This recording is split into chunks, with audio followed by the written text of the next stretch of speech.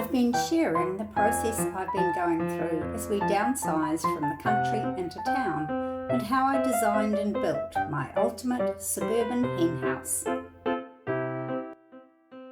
If you're new to keeping chickens on a small property, I suggest you check out my video about how much space is needed for the chicken run. Once the run is sorted, it's time to design the hen house, starting with where it will be located and what size and shape it will be. Now this needs some doors. Obviously the chickens need to be able to get into the hen house from the chicken run, and it's usual to have a little door for the chickens to go through. I call it a pop door. It's a good idea to be able to close the pop door, especially at night if you need to keep predators out while your hens are safely locked inside. We are lucky here in New Zealand that we have very few predators that will take a chicken. The biggest risk is actually neighbours' dogs. My chicken run is completely netted and inside a fully fenced yard, so wandering dogs can't get in, so I don't need to close the chicken pop door at night. I leave the pop door open all night, and in the morning the chickens can go out into the run for their breakfast and to greet the day as soon as they wake up. Nevertheless, it's handy to be able to close the pop door if you happen to want to keep some chickens in or out of the hen house. The pop door needs to be wide enough and high enough for a chicken to get through. About a foot each way is plenty. I liked the shape of the pop door on my previous hen house, so I planned this one to be about the same shape. It could of course be square or oblong like most doors.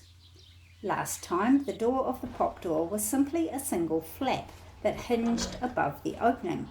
I didn't need it to be airtight, so I just used the piece of plywood that had been cut out when the pop hole was cut. One hinge at the top and one hook and eye at the bottom was all it needed.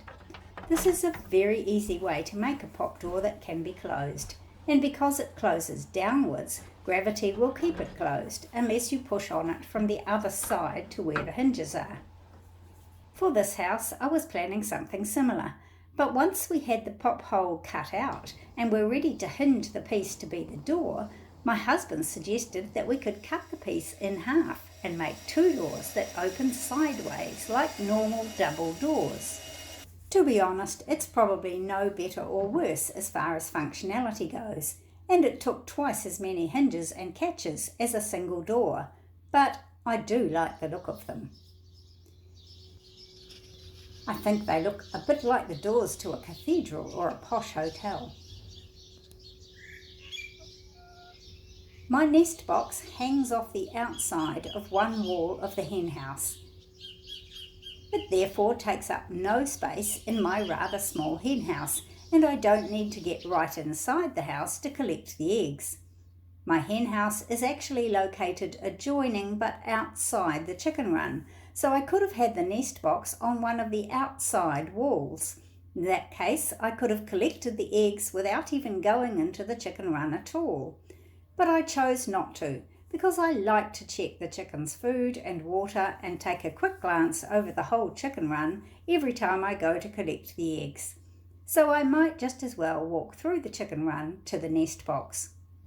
If you do this, one thing to be aware of is that the chickens are a bit inclined to stand on the lid of the nest box, which can make it a bit grubby.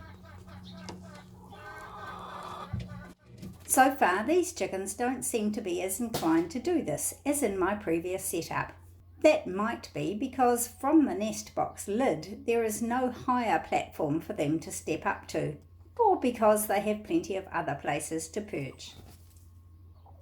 This hinged lid of the nest box was the most challenging access door to waterproof effectively. The lid overhangs the nest box walls on all three sides, so any rain that lands on the nest box lid just runs off. But in the first rainstorm, rain ran down the hen house wall and into the nest box through the hinged joint. So we retrospectively added this extra ridge to divert the flow of water off to the sides of the nest box instead of straight across the hinged joint. Of course, I can't fit through that tiny pop door, so there's a human-sized door too. In fact, the chicken pop doorway is cut into the bigger door. With any door, there's a question about whether it should open outwards or inwards. The person door on my previous hen house opened into the hen house, and I found that was a bit of a nuisance.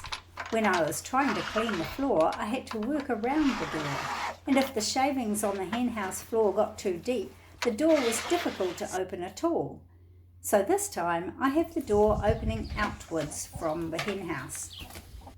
Most of the time the bigger door is closed to protect the hen house from any rain or drafts, but I like to be able to look inside the hen house most evenings to check on the chickens when they're on their perch at night and make sure that all is well in the hen house.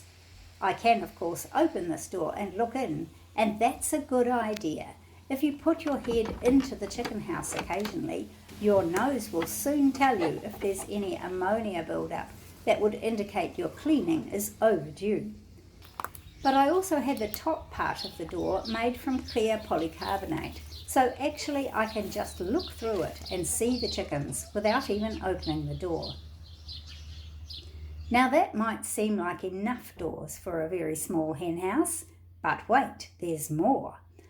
On the opposite side to the doors I've been talking about, I have another door, which is accessed from outside the chicken run. This one also has a clear polycarbonate panel at the top, and it's useful for checking on any hen that might be on the nest.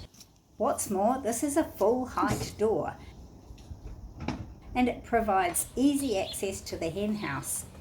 Plus, because the hen house is only 1 metre wide, I can actually reach right across the house from this side to pick up any eggs if I want to. But wait, there's even more. There are actually 2 doors here. I can open just one of them like a normal door, or I can open them both, which opens the hen house right up wide, almost like opening up the wall of a dollhouse. This makes for fantastic access for cleaning. Now, since I wanted to be able to open both doors right up without any vertical beam down the middle, these doors have to be constructed so that one door closes against the other, rather than against a door jamb. But these 2 doors are on the side of the house that faces into the prevailing wind, and I didn't want any drafts or rain to come through between the 2 doors. So this door has a clashing strip built right onto it, so when both doors are closed, there is no crack between them for drafts to get through. So all in all, my little hen house has 5 access doors, plus 2 windows, which I'll tell you about in the next video, which is about the most important topic of ventilation.